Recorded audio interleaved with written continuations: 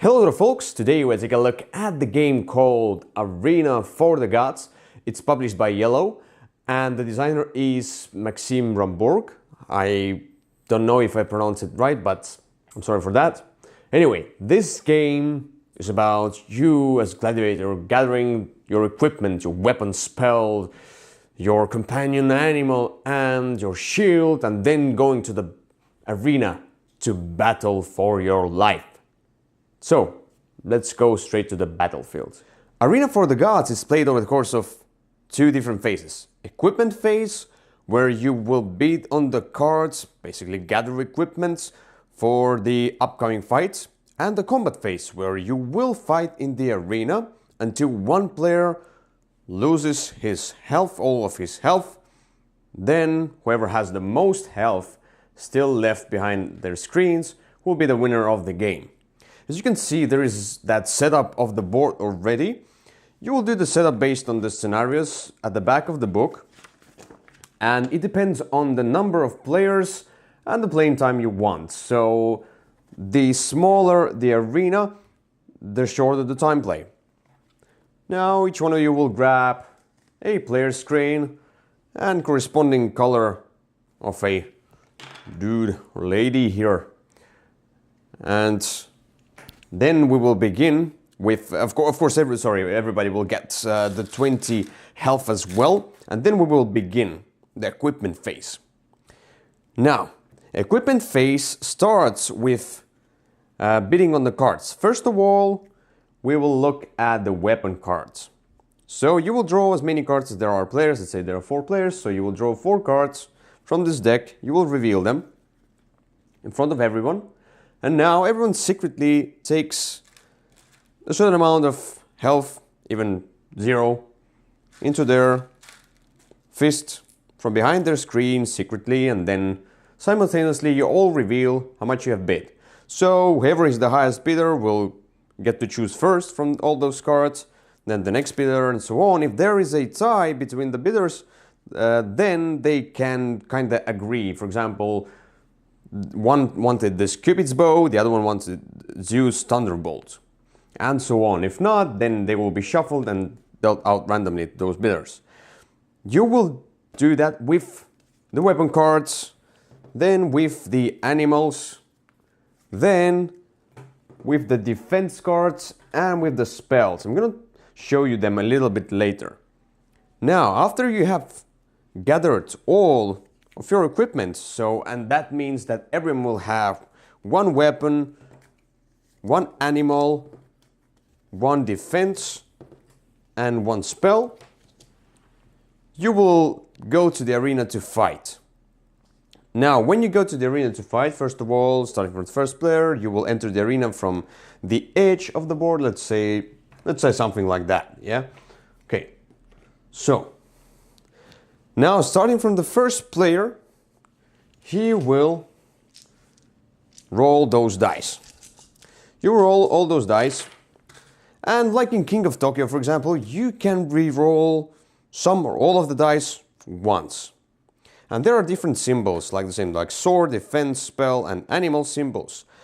And as you can see, those cards have those symbols here as well.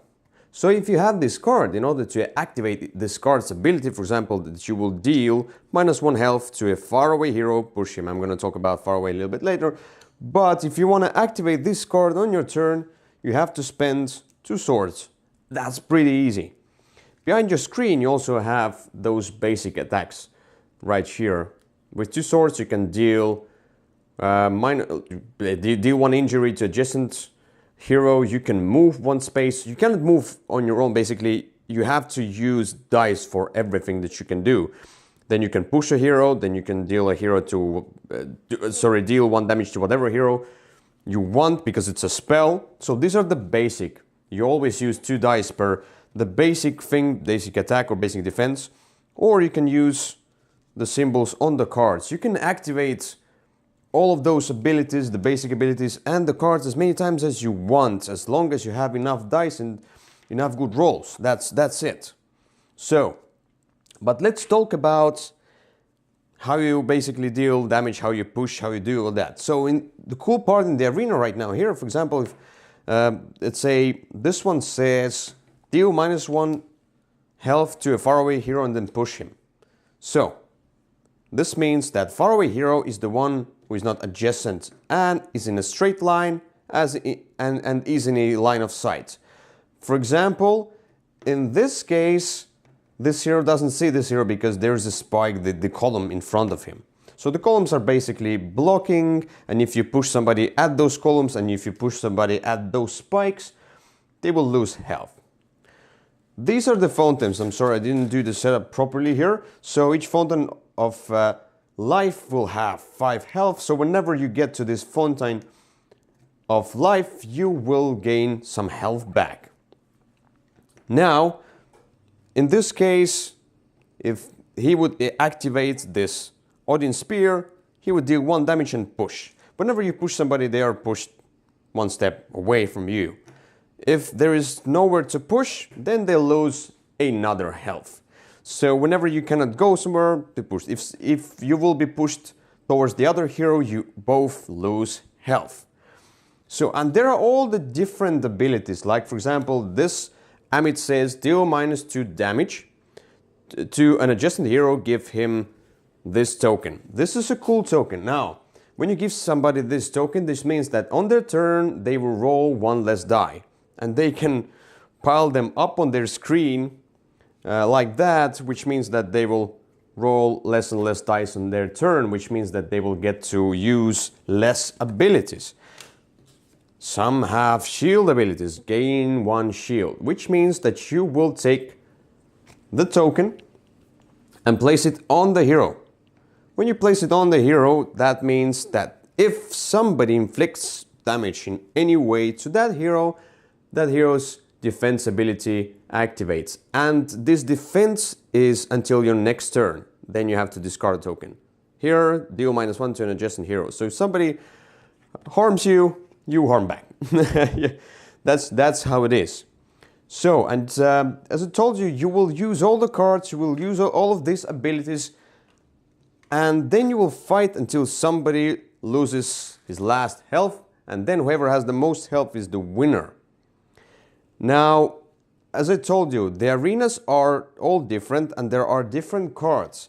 You will only use as many cards as there are players in each game. So, I mean, like if there were 4 of you, then you deal only 4 of the weapon cards and then you bid on them, and the other cards are basically not needed in this game. So you have this variety here going on. But let's take a look at the cards and what they do. So, for example, this is the same. Deal 1 damage to a faraway hero, move 1 space. So you can move and you can deal damage to the hero who is far away from you and is in a line of sight.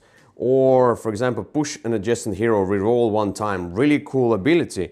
You push somebody, for example, this is the one, and I activate Vishnu's Gada. Then he will push that hero on the spikes. That hero will lose health, and you will get to reroll 1 of your die that you didn't want to. But let's take a look at the animals as well. For example, the animals let you move faster, move 2 spaces, move an adjacent hero 2 spaces. You move someone away from you, for example. Or push an adjacent hero, move 1 space. Or move 1 space, give 1 basically cancellation of die to adjacent heroes. Push them. You can basically activate it towards different people all at once and push them away from the fountains of life and into the spikes out of the arena. And that's really cool. All the defensive abilities here. For example, push adjacent heroes, move 1 space, activate your weapon.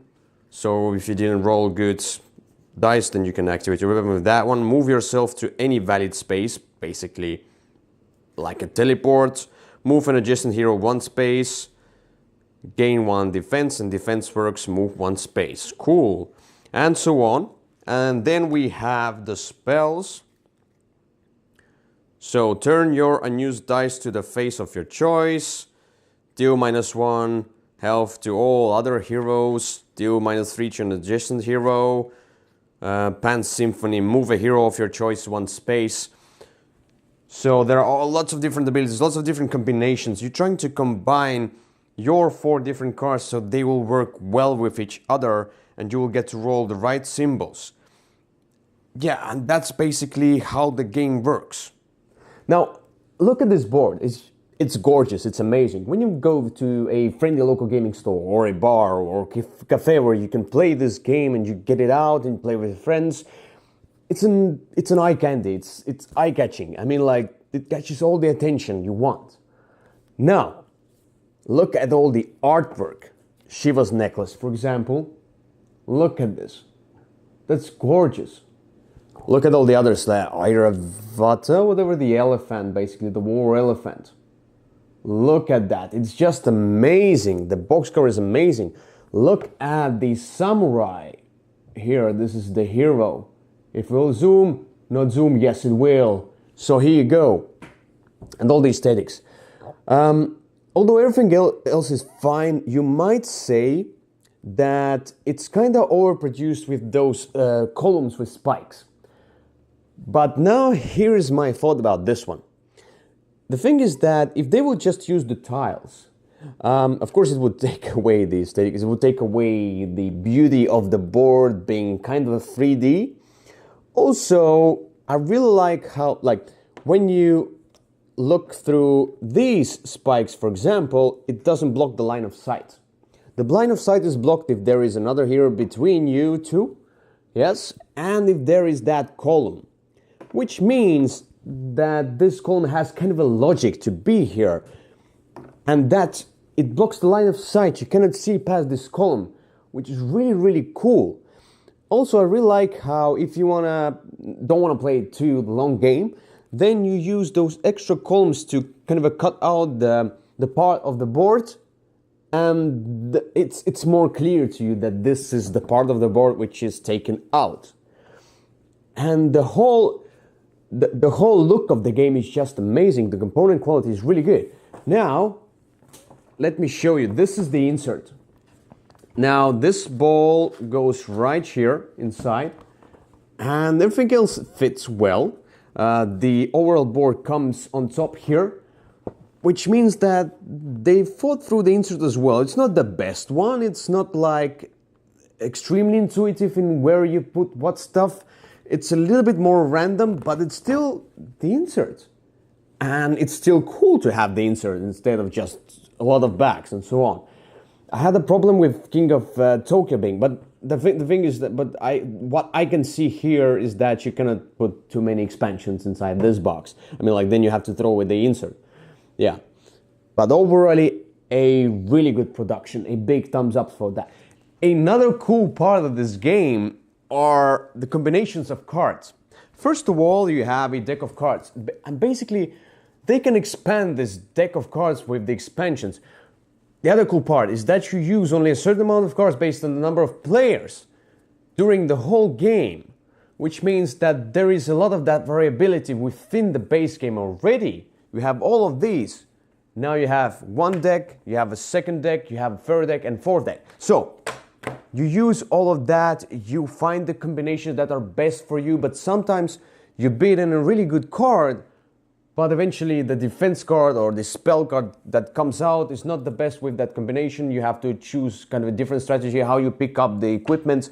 So the equipment phase itself, it's so much fun. It's like a different game, but it still feels thematic. It still blends into the combat phase, which means that this is still a complete game. It's not like two different games and then choose whatever you like the best. I still like both very, very much. And I like the great variability amongst the cards. I want to see them do even more with more expansions. Now let's get to some little problems with the game as well. First of all, like in this kind of a vibe of combat games, and this is a combat game, even though there is quite a big phase, like equipment phase. If you play with 3 players, then those 2, for example, can basically go against this one and he will not have much fun. Now, I know there is that argument that if you will just pile on one person and you will wipe him out, then it doesn't mean you will win, because the one who wins is the one who has the most health still left. So if you just start beating only one person, you can lose eventually. I do understand that, but still, it's not fun for that one person who they attack all the time. Maybe because the dice went that way, maybe because the cards were that way. That's how it. So basically, even though you would choose your equipment, the others choose their equipment as well, and there is the luck, a little bit of that luck of what you get. Of course, how much you beat on the cards as well, but it's not something that here's all the possible combinations, pick the best one. It's still the luck here, and the luck of the dice as well that you roll them. You can roll them once, yeah, but still, sometimes you can get frustrated by you not getting the exact symbols that you need to activate the cards to get a chance to do something. And the others can pile on. Now, whenever somebody fourth comes in to this game becomes a blast, because now there's a lot of that. So I mean, like, more players with this game is better. Also, when you get a bunch of those things right here, which take away dice on your turn, because that's how it went. You couldn't do much about it. And you got all of those. So you can roll 7 dice usually. -3, you roll only 4 dice. Try to get the really good combinations with those 4 dice. So this is sometimes really frustrating. At some point, I got 4 of those. People pardon me, I got 4 of those. I had to roll only 3 dice. With 3 dice, I could do only 1 action. I was extremely frustrating. So that's where the randomness comes in as well in this game. But I do know that it can be mitigated. It's not as bad as it sounds, but be prepared that there is some of that. It's still an arena and everybody punches everybody. But more players is better. But yeah, but overall, this game is really, really good. I like it. I like how it resembles Ultimate Warriors and King of Tokyo in kind of a new way. It's fun. It can be frustrating for some, but it is fun for me. I don't mind too much luck in this one. So bear that in mind. And there is not much to say about it. It's rather a light game. There is not many rules. It's easy to teach and learn. So definitely check out Arena for the Gods. Now, my friends, we'll all be, I hope, in Essen Spiel 2017. It's the biggest board game convention in Europe, but people come across the world to this convention. Now, IELLO will have copies of Arena for the Gods in Essen Spiel 2017. And with the copies, they will also have, during the fair, this lovely card, which is Superhero Shield. And this is a promo card. It activates with 1 shield token, sorry, not shield token, but shield icon. Push faraway heroes. Far away heroes. Really, really cool thing. I like that very much. So you can get that in Essen. Now, let's get to the coolest part. And first of all, I have to say that this is for European Union only. I'm sorry, this is how it is. I try to do better next time. But thanks to, again, for IELLO for sponsoring this small giveaway. There's another promo card that you can get. And you can get with this giveaway. I will pick 10 lucky winners to get this promo card. And take a look at this one. Now, if it can zoom in or no, yes. This is Henry Pedler's, what basically like a reference to the Harry Potter, basically. And it says, push adjacent heroes, take 1 health from adjacent fountain of life. Really cool card. I like that very much. And you can get this one now. How? Subscribe to our channel, like this video, and comment something under this video. It can be anything. Express your love for IELLO, for our channel. Don't know, ask how we're doing or whatever, if there will be a review of something else, and say nice words. Yeah, one thing, try to be polite. Yeah? Don't become rude. In the comments, that's one thing I want to ask from you. No. And there's the thing, you can get this card. 10 lucky winners will get it. So once more, subscribe to the channel, comment under this video, and like this video. And if you are in European Union, you can get this promo card for Arena for the Gods sent to you. You got it? Good. All right. So we see you another time. And I hope you'll get lucky with this giveaway as well. Don't forget to subscribe. And don't forget to check out our social media, Facebook, Twitter, Instagram, Guild, the BGG Guild as well. All the links are in the description of the video below.